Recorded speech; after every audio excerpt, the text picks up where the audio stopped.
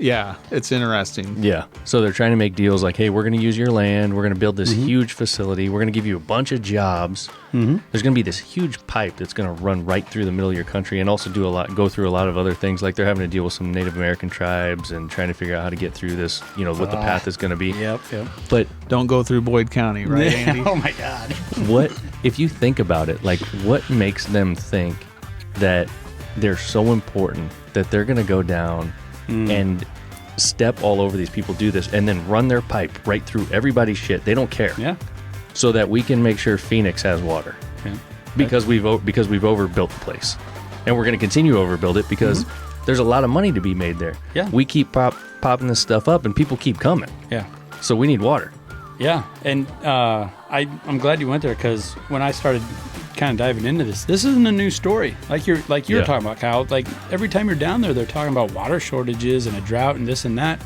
And one of the more fascinating 15-minute little docu-series that I found from NBC News was 4 years old. And what they were talking about is the headline, draining Arizona, mining water. Like, wow, that's pretty scary. We're going to be out of water. They're just going to dry up down there, right? And these people from NBC, real good journalists, they were attacking United States farmers, and mainly this corporation called IFC. You know these guys? International Farming Corporation? I don't. They're based out of North Carolina, and their whole gig is to find conducive areas like you're talking about that are cost prohibit, not, competitive. They want an advantage, or they're looking for a place to operate competitively. And you better believe when IFC saw those ads in that farming journal that said no water regulations, they sent a guy down there to check it out. And like, wow, this is on the up and up. So let's buy 26 square miles. And how IFC works, they own they own the land. They buy as much land. They do all the dirty pool stuff, force the little guys out, all these things. Just like you're seeing now. 4 years ago, they were pumping water that was, your little farmers, it costs about $30,000 to put a new drill in or drill it deeper. Well, they can't afford that, blah, blah, blah. We're on a fixed income. All right, well, then buy this. It's worth more than what you have now anyway. So they were doing all those things. And they got a lot of backers too, right? A lot of money supporting this, a lot of investors, and that gets really great. You got to do a lot of digging to figure out IFC, where did this come from? Where did this corporation, how is this formed? Who's doing this? It's out of North Carolina. Don't worry about it. So their whole gig is they lease out this land, and they pump water, and they run cattle, and they do all these things.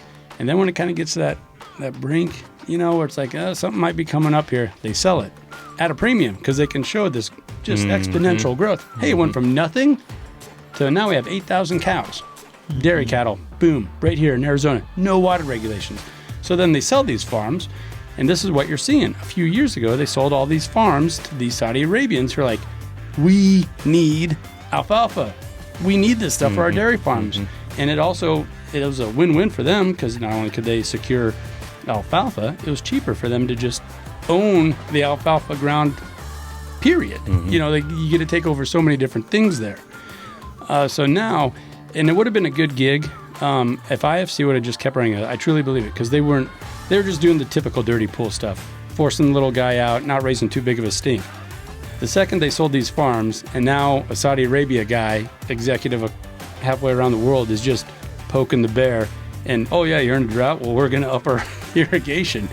That's what raised all the questions. And then Governor Hobbs got on her high horse, like, this is an outrage, and all this stuff. And so are you saying that maybe like the Saudis aren't so much of the bad guys that this is being made out to be? Exactly. I think they're just a symptom of this situation. Yeah. And I always go back to sports analogies. Sure. And like, okay,